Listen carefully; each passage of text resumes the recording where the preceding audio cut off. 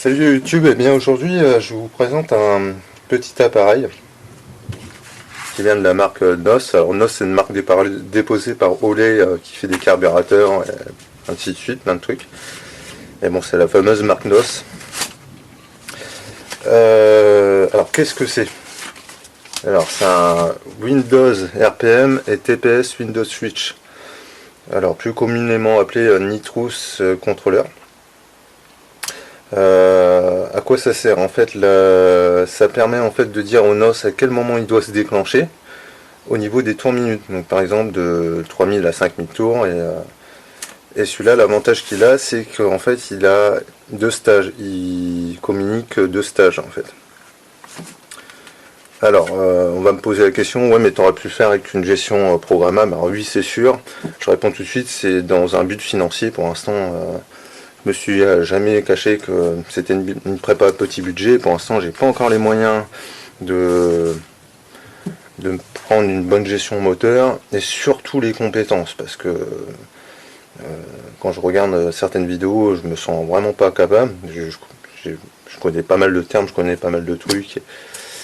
Et voilà, mais ça, il faut bien comprendre que c'est 220 $. La plus accessible des gestions, c'est la Speed Uno qui est à 500 € avec les frais d'importation. Ça n'a rien à voir en termes de possibilités. C'est clair qu'une gestion moteur, ça tu l'as en fait dans une gestion programmable, enfin pas toutes, mais en général. Maintenant, c'est pas la même facilité d'utilisation, j'entends bien dans le sens où là t'as pas besoin de sortir un PC pour programmer ton truc déjà. Tu le fais tout de suite, et puis en termes financiers, ouais, ça n'a rien à voir, quoi. Donc voilà, donc pourquoi je me suis pris ça? Parce que les derniers runs que j'ai fait, eh ben, ça n'a pas été concluant du tout. Enfin, j'ai été embêté tout le week-end avec mon kit NOS. Les boutons qui merdaient, enfin surtout au niveau du volant, où ça c'est à force de tourner le volant, bah, en fait ça se dessoude et tout le machin. Je me suis fait peur. Je vais vous mettre une vidéo, mais ce qui s'est passé, c'est que j'étais en stage. Je m'avance pour partir, je pars, et là en fait mes pneus, les fameux Yokohama 539 qui n'accrochent pas finalement. À cause ou grâce, je sais pas, mais au niveau du nouvel embrayage. Je peux pas faire partir la voiture comme je veux, et du coup j'essaie de moins patiner possible, donc en partant en milieu régime vers 3000, 3500 tours minutes. Le souci, c'est que là j'enclenche le NOS, et là je suis super content d'avoir eu un kit wet, quoi. Parce que le problème, c'est que j'ai un retour d'adhérence. Et ce qui se passe, c'est que vous allez voir sur la vidéo, en fin de compte, le moteur il chute à 2000 tours minutes. Et normalement, c'est vraiment pas bon d'enclencher le NOS en dessous de 3500-4000 tours. Parce que le problème, c'est que à ces régimes-là moteur, comment dire, le piston n'aspire pas le même volume d'air qu'à 6000 ou à 4000 tours minute. Et le problème, c'est que vous gavez en os le plénium. Et enfin voilà, il peut se passer plein de trucs, mais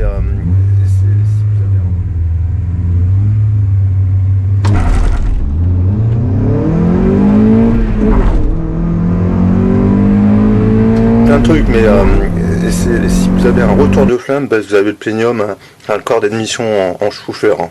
Donc ça va être super. Je préfère m'asseoir sur 200 balles de petits trucs NOS que je serais, voilà, géré. En tout cas je pense facilement, que de m'asseoir sur un moteur qui m'a coûté 1000-1200 quoi. Pour l'instant, même si dans un an, bah oui, ou dans deux, j'ai une gestion machin. Alors, avant de racheter une gestion moteur, je vais déjà essayer de faire passer les peu de chevaux qu'il y a sur cette voiture. Bah, même s'il y a 100 chevaux, 10 poules Cayenne et 3 canards là, en Atmo, le souci c'est qu'avec les pneus que j'ai en ce moment, ça ne passe pas. J'ai un gros transfert de masse à l'arrière avec les ressorts courbes qui sont, enfin les amortisseurs qui sont pas assez balèzes en dureté. J'ai beaucoup trop de patinage, et puis j'ai un kit NOS qui est un petit peu hasardeux. Donc là, l'avantage, c'est que tu n'as plus besoin d'appuyer sur le bouton, ça va se déclencher de soi-même. En plus, on va pouvoir faire ce qu'on appelle des stratégies de NOS. Donc c'est ce que je voulais faire en fait au début. stratégie de noces. Donc là par exemple sur les 2 stages, par exemple le premier je vais me mettre de 4005 à 5005, c'est ce que je pense dans ma tête de toute façon, faire ça. Au niveau du port direct où il y a un injecteur par cylindre de noces, parce que là j'ai 60 chevaux qui arrivent d'un seul coup et je vais avoir du couple d'un seul coup, et après 5500 tours, aller chercher la puissance que j'ai besoin pour mon allonge, donc avec le Nitrous Progressive Controller, l'autre petit boîtier que j'ai, qui me fera aller jusqu'à 75 voire 100 chevaux en fait. Et ça va être génial de pouvoir les faire communiquer un petit peu, enfin voilà, de les faire travailler l'un après l'autre, ou on peut même les faire travailler de toute façon tous les deux ensemble. Mais pour l'instant c'est trop compliqué, je peux pas mettre de retard à l'allumage. J'aurai peut-être une technique plus tard, mais on verra. Donc voilà, l'avantage c'est vraiment ça, c'est en premier le confort quand même, et surtout, enfin non, en deuxième le confort, en premier la sécurité quoi. Donc c'est assez simple de branchement. Vous avez alors ça paraît compliqué parce qu'il y a 50 000 fils, mais en fin de compte il faut se brancher donc sur le switch que j'ai dans l'habitacle, un plus un moins, et après donc il y en a un qui va communiquer la position d'accélérateur, parce que ça c'est pareil, c'est son avantage, c'est de pouvoir dire aux noces tu te déclenches que quand je suis pied au plancher. Pareil, c'est vraiment pas bon de le déclencher quand vous n'êtes pas pied au plancher. Donc voilà, vous sélectionnez le voltage qui sort de votre position papillon, donc le TPS, et puis après il faut se rebrancher sur sur le capteur RPM, pas le capteur RPM, mais une sortie une sortie RPM en fait. Donc là, pour vous montrer, en fait, je m'étais mis un shift light, un petit shift lighter qui va m'être bien utile aussi dans la mesure où moi je suis en street run, et je pense que c'est une super catégorie, hein, le street run pour nous, les petites voitures qui sont pas très puissantes. D'aller faire des runs contre des Honda Civic 2000 chevaux, ça a aucun intérêt. Je l'ai fait, j'étais éliminé le dimanche l'autre fois, les derniers runs, et j'ai fait un run contre mon ami Didier avec son dragster qui m'a mis 4 secondes dans la vue. Il pouvait se commander un kebab, donc moi j'étais même pas encore aux 200 mètres. L'avantage du street run, donc, c'est d'être dans l'ambiance et dans surtout la compétitivité, où tu es obligé d'être régulier. Tu es obligé d'être régulier pour faire des bons scores, enfin en tout cas te qualifier, tout machin. Et le but c'est d'avoir un pilotage qui est le plus fluide possible, et surtout le plus métronome, métronome possible. Voilà, si tu annonces 14-8, le but c'est de refaire 14-8 la fois d'après, et ainsi de suite. Et c'est pas évident, c'est absolument pas évident, de toute façon. C'est un sport à part entière, et le but c'est d'essayer de donner les moyens d'avoir une voiture assez régulière dans l'idée. Donc il y a des petites améliorations qui peuvent te changer la vie. Donc voilà, en fait j'ai acheté ce truc que vous trouvez à 10 balles, 15 balles sur AliExpress avec les frais de port, et donc c'est un shift light, et l'avantage c'est vraiment ça. Bon là je l'ai paramétré à 6500, je sais pas, pour vous montrer, je le referai. Mais vous voyez, si je le mets à 0 tour minute, il s'allume. Et c'est assez précis, hein. Franchement, j'étais bluffé. J'étais fait un tour. Bon, il y a un petit temps de latence quand même, mais on s'y fait après. Il suffit de le prendre en compte, et voilà. Et donc sur l'explicatif du truc, je voulais aussi vous remercier parce qu'on est plus de 50 sur la chaîne. Pour moi, c'est un record quoi. Mais ça fait plaisir parce que j'étais à 2 doigts de l'arrêter en fin de compte, et je me dis, même s'il y a que 50 personnes, mais c'est toujours très bien. Ça me motive à continuer, donc cool quoi. Donc voilà, allez, à tout de suite. Bon voilà les gars, c'est monté et branché. Alors au niveau du branchement, ça m'a pris la journée parce que évidemment je parle aussi bien anglais que mon pincher, donc pour tout déchiffrer c'était génial. Alors ce qu'il faut savoir, c'est que le deuxième stage, il se branche aussi sur le relais. En fait c'est vraiment les relais qui actionnent tout en fait, hein. Tout l'intérêt d'un relais. Par contre le deuxième, en fait, il y a une petite particularité, c'est que contrairement au premier, la sortie du du petit Nitros Controller. Ils ne le marquent pas, vous voyez ici sur le truc, mais ils vous le disent sur la page d'après. Ils vous disent que ça se branche sur la sortie verte du relais. Cependant, moi j'ai un kit Nitros Express à la base, et les relais NOS sont pas les mêmes. Alors, ce qu'il faut faire, c'est comparer par rapport au diagramme de branchement. Par exemple, si vous avez un Nitros Express, par exemple orange, c'est noir sur, enfin orange chez NOS, c'est noir chez Nitros Express, et ainsi de suite. Et du coup, moi, le deuxième stage, il se branche sur... Donc le deuxième stage, la sortie noire et blanche du Nitros Controller, il se branche sur mon blanc du relais. Mais en même temps, du coup, il faut réalimenter en plus le relais, donc sortie rouge, par ou plus. Ouais, voilà, c'est ça. Alors je refasse ça bien correctement. Bon, je vous l'allume et je vous montre. Ça, c'est le cadeau de ma femme pour mon anniversaire. Regardez le cul qu'elle a comme ça. Alors, donc la première chose à faire, avant toute chose, vous fermez votre bouteille de Nitros, absolument. Parce que si vous déclenchez le truc et puis vous démarrez juste après, bah, vous êtes bien. Donc la première chose à faire, moi ça tombe bien, j'en ai plus en ce moment, je l'ai revendu à un ami et je m'en rachète une plus grosse, une 10LB, donc ça tombait bien. Donc voilà comment ça se présente quand ça s'allume.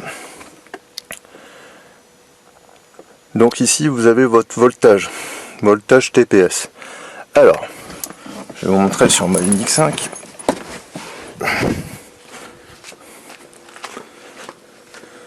Alors dans mon cas, le voltage TPS, bah vous voyez, c'est sur la sortie, le fil vert et noir.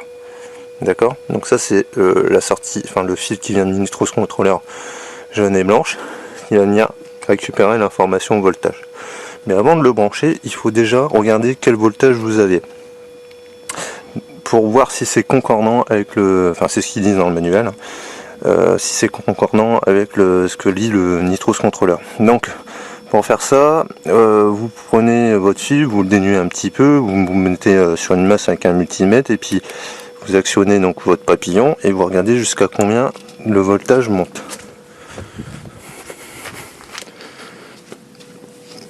Alors, vous voyez, là je suis à 0,5 volts, si j'appuie à fond, je suis à 372, c'est une valeur qu'on va retenir.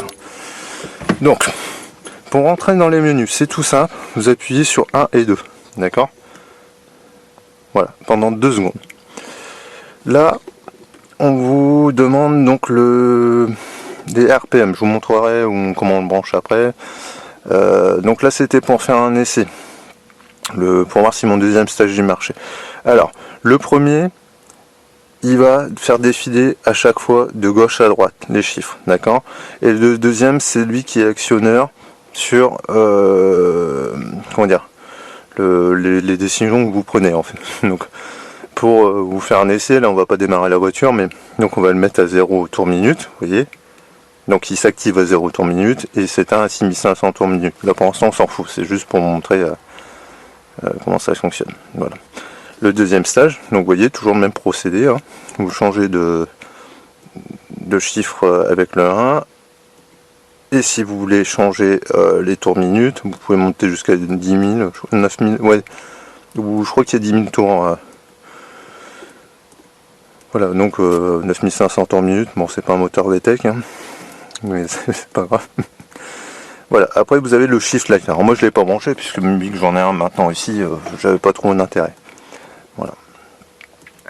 Donc le TPS, alors vous avez deux options, vous avez soit Rise ou Fall. Alors, d'après ce que je comprends, certains calculateurs en fait au lieu de dire une valeur croissante, ils disent une valeur décroissante.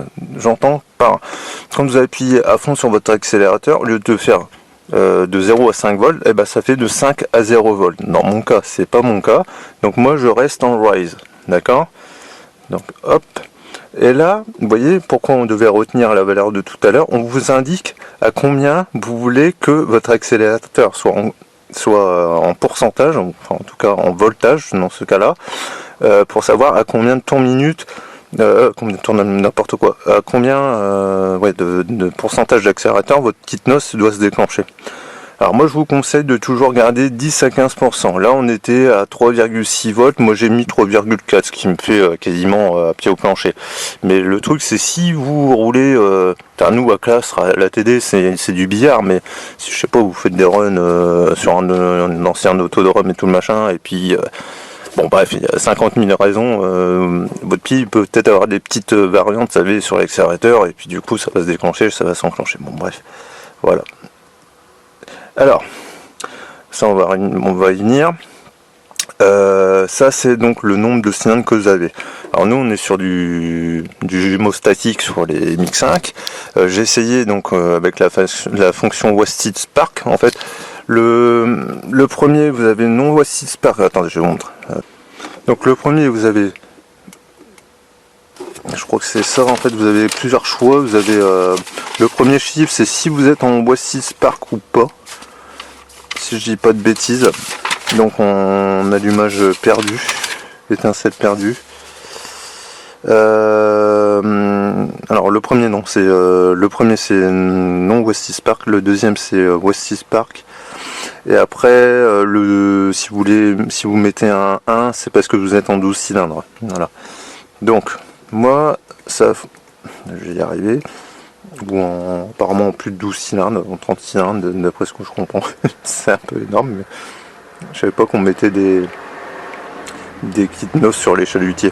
Donc moi ça marche en tout cas avec le retour RPM là que j'ai été chopé sur le diagnostic, ça marche avec 4 cylindres. Sinon ça m'indiquait des valeurs absolument fausses. Voilà, et après donc tout simplement vous finissez et là votre programmation est faite. Alors vous voyez par exemple, si vous voulez faire un essai déjà avant de démarrer votre moteur, alors moi j'ai l'avantage c'est d'avoir mes relais qui sont dans la boîte à gants, donc je les entends se déclencher. Et vous voyez, donc si j'appuie, j'ai juste à toucher et je sens que mes deux ils s'enclenchent. Bon, j'ai débranché mes solénoïdes, comme ça il n'y a pas trop de danger. Et puis après vous faites un petit essai. On peut faire un essai par exemple moteur allumé. Alors il y a deux boutons mais je suis perdu. Hop. Alors on va le mettre à 1200 tours minute par exemple. Ouais. Allez, on va faire 1200 tours minute le premier. Ouais, ça sera bien ça. Et puis on va faire, bon ça on s'en fout pour l'instant. Et le deuxième on va faire allez, 1300 tours minute. Voilà. Et pour pas faire trop embêter les voisins, je vais mettre à peine je vais mettre quoi 1 volt 6, ça doit faire à peu près 20% d'accélérateur, comme ça ne montera pas trop dans les tours. Hop, hop, hop, allez, je la démarre.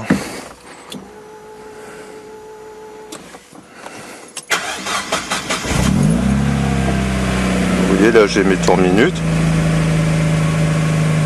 Bon, je l'ai mis un peu trop haute, je crois.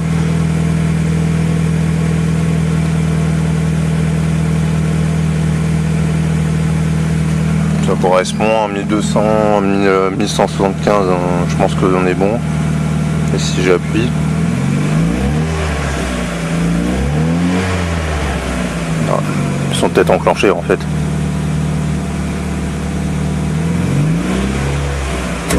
Ah ouais, je l'ai entendu, il s'est déclenché, c'est ce que j'appuyais passer. Bon, enfin voilà, ça fonctionne, je l'ai entendu se déclencher.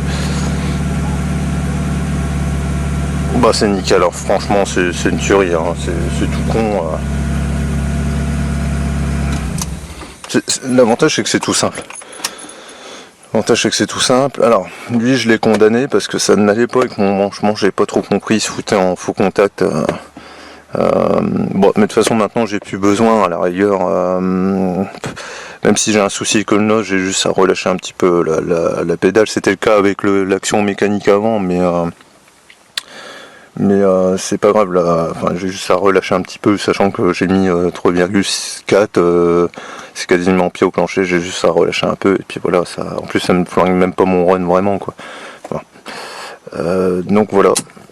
Donc j'ai encore quelques petits fignolages à faire. Hein. Encore quelques petits fignolages à faire. Il me reste à bien mettre mes câbles correctement. Du coup, ça je peux le virer. C'est l'ancien système. Bon là, il est encore actif parce que sinon ça... Ah bah non, je dis n'importe quoi, j'ai débranché mes solénoïdes. Et puis voilà. Donc la prochaine étape,